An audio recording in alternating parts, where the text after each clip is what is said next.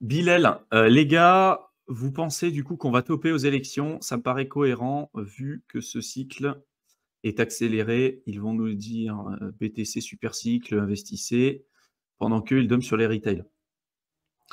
Euh, ouais, alors c'est une théorie en fait. En fait, il y a plusieurs scénarios, hein. C'est ce qu'on répète depuis le départ sur nos précédents lives, hein. D'ailleurs, je vous invite vraiment à regarder nos précédents lives, hein. Ils sont toujours d'actualité, hein. Vous les retrouverez dans la playlist live. Des fois, on reste plus de 3 heures avec Théo pour vous parler d'un sujet comme les stratégies de sortie, les RWA, la DeepMine et tout. Franchement, jetez-y un coup d'œil, hein. Si vous voulez aller plus loin sur la crypto, euh, vous les retrouverez donc dans la playlist appropriée qui s'appelle Live sur notre chaîne. Mais ce qu'on explique depuis maintenant un certain temps, c'est qu'il y a plusieurs scénarios qu'on étudie et qu'on analyse.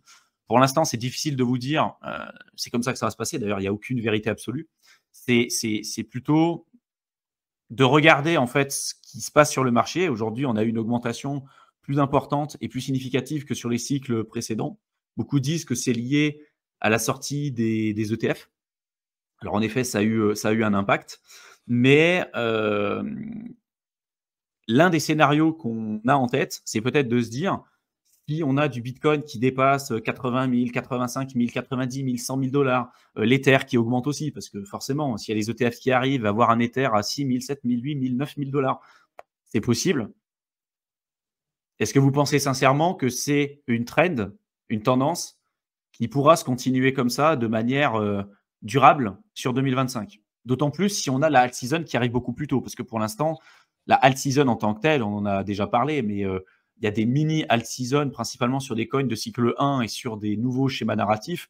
Mais la vraie alt season, celle qui arrive après que le Bitcoin ait dépassé son précédent plus haut avec une dominance qui baisse, l'Ether qui a dépassé son précédent plus haut avec des super performances et avec de l'argent qui se déverse sur les large cap et après sur les autres cryptos, ça n'a pas vraiment encore eu lieu dans ce sens-là.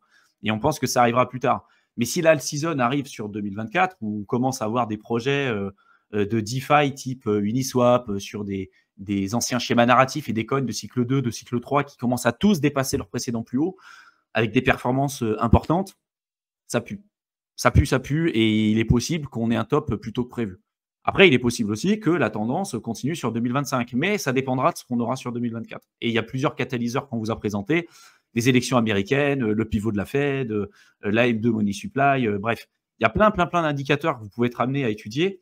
Et aujourd'hui, avec Mickaël, on est en train de travailler sur un logiciel qu'on est en train de développer et qu'on donnera accès à nos clients sur l'accompagnement et sur crypto investisseurs, où on étudie en fait les probabilités de top et de bottom en fonction de différents critères. Donc, il y a des critères empiriques, des critères économiques, il y a des critères au niveau de l'analyse technique, de l'analyse fondamentale, des analyses on-chain. Donc, il y a plein de facteurs qu'on va analyser.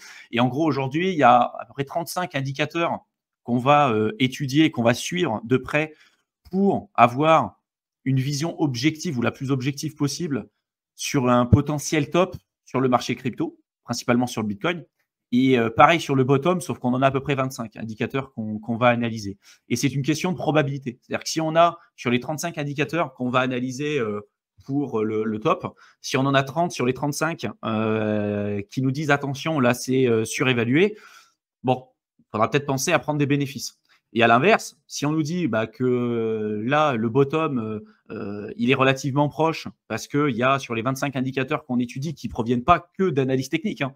Il y a de l'analyse technique, l'analyse fondamentale, l'analyse on-chain, de l'analyse macro, économique, empirique, comme je vous l'ai dit. Et en fait, si tout ça, ça pousse dans le sens de dire tiens, on est proche du bottom parce qu'il y a 75% de ces indicateurs qui nous disent on est proche du bottom, là, on va commencer à rentrer. Mais c'est un panel en fait d'indicateurs. Voilà. Le pivot, ça fait partie d'un des indicateurs, mais ce n'est pas le seul.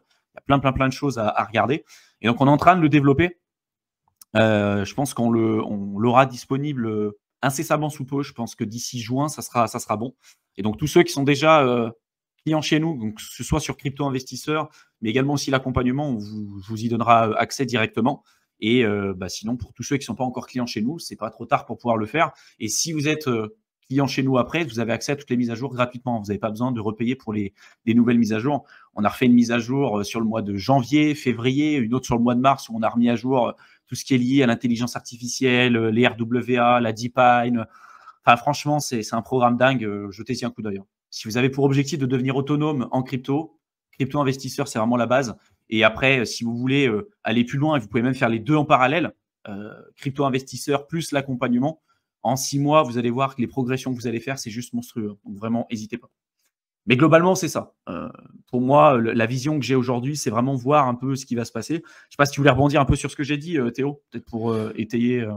Ouais, après, ça, c'est vrai qu'on l'a évoqué pas mal. Donc, effectivement, si regardez les lives où ça parle de bull run, de stratégie de sortie, parce qu'effectivement, c'est un des scénarios d'avoir un cycle accéléré. Alors, est-ce que c'est le plus probable? On ne sait pas. Est-ce que, comme tu l'as dit, ça sera un cycle plus long? Mais dans tous les cas, ouais, il faut plus se fier aux indicateurs aussi, comme tu l'as évoqué. Regardez quand même les indicateurs fondamentaux, que ce soit sur BTC, sur les achats, les indicateurs de réseaux sociaux, et pas se fier justement, parce qu'il y aura tout le monde très souvent en bull run, c'est bon, ça pump et tout, et on se rend compte que plus ça avance, et plus on est content de voir des corrections. En fait, c'est un peu, c'est un peu l'inverse dans la crypto, mais en fait, quand tu es un peu vétéran, tu te dis quand ça commence à faire que du vert, que ça pump, que ça pump, que ça pump, tu dis, Ça te fait pas plaisir. il va se passer un truc, ça va se retourner un moment au final. Et tu te rends compte qu'au Ouais. final, il faut des corrections, il faut que ça latéralise pour pouvoir repartir plus tôt après. Et plus tu as des périodes où ça continue de pumper, donc par exemple, si on voit que ça pump pendant 2, 3, 4 mois, que ça fait que pumper, que pumper, que pumper, qu'il n'y a aucune correction, aucune baisse, là tu dis ça pue. Là, il va se passer un truc.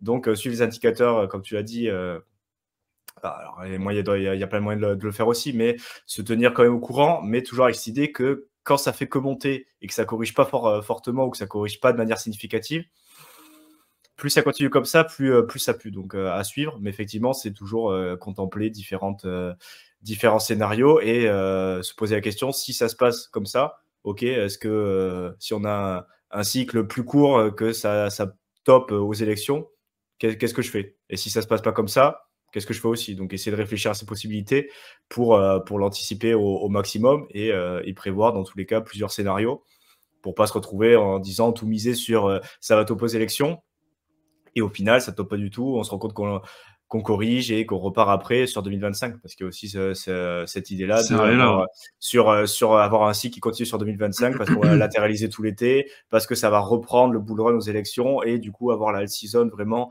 en 2025. C'est des scénarios qui sont évoqués aussi.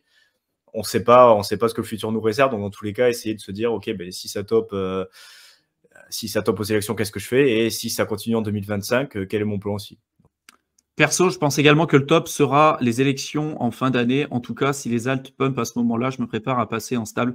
Ouais, en fait, prendre des bénéfices. Hein. Si au moment où il y a les élections, on commence à partir un peu de partout, que tu as des altcoins qui commencent à faire des x10, des x20, franchement, prenez des bénéfices, les mecs. Hein. Regardez vraiment les vidéos qu'on a faites sur les stratégies de sortie. On en a énormément parlé. Même si c'est une correction et qu'après ça remonte sur 2025, prenez des bénéfices. Vous savez pas ce qui peut se passer. On peut avoir un top local, voire même un top qui pourrait après durer et continuer en bear market pendant 3 ans. Tout est possible. Voilà. Mais c'est sûr que pour moi, en fait, les élections, ça va être signe de surchauffe à un moment donné. Forcément, les gens vont s'exciter, ils vont acheter. Comme ce qu'on a eu avec les ETF, en fait, ça s'est excité pendant quelques mois, là, ça s'est calmé. Peut-être qu'on verra la même chose. Une excitation pendant les élections américaines, un pump un peu de partout, après un gros retracement pour repartir sur 2025. Ou peut-être pas. Peut-être qu'on aura un pump de partout, ça retrace et les gens se diront ça va remonter sur 2025. Au final, ça ne remonte pas. Donc, prenez des bénéfices. Quand vous en avez, franchement, faites-le. C'est super important.